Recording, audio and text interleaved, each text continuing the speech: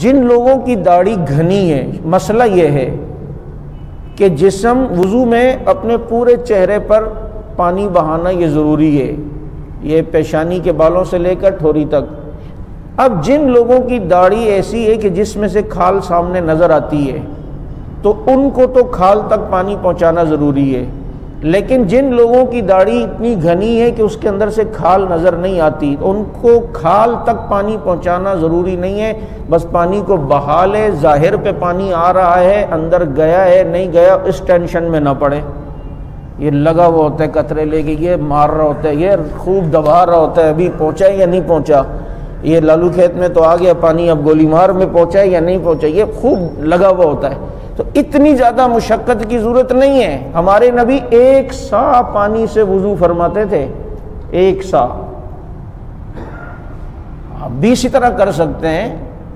چلیں وہ سا اور مد کبھی لاؤں گا تو اس میں آپ کو بتاؤں گا، لیکن ہم بھی اسے کر سکتے ہیں۔ یہ آپ نے 1 دفعہ پانی لیا کلی کے لیے، 2 دفعہ، اب تیسری دفعہ جب آپ کلی کے لیے پانی لینا، تھوڑا پانی منہ میں لیں اور تھوڑا ناک میں لے لیں، تو یہ تیسری بار کلی ہو جائے گی اور 1 مرتبہ ناک میں پانی چلا جائے گا، پانی کی بچت ہو گئی یا نہیں؟ پھر دوسری مرتبہ آپ نے ناک میں تھوڑا پانی ڈالا،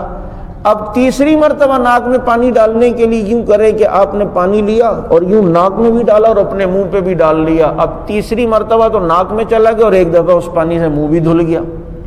تو دیکھیں پانی کی یوں بچت ہو رہی ہے۔ اب ہمارے نبی 1 سا پانی سے وضو فرماتے تھے، اب اس میں آپ نے پانی، اب یاد رکھیں اس میں پانی اتنا بہانا ضروری نہیں ہے، تھوڑا، یہاں تک کہ مسئلہ یہ ہے کہ اگر آپ کے پاس پانی بالکل کم ہے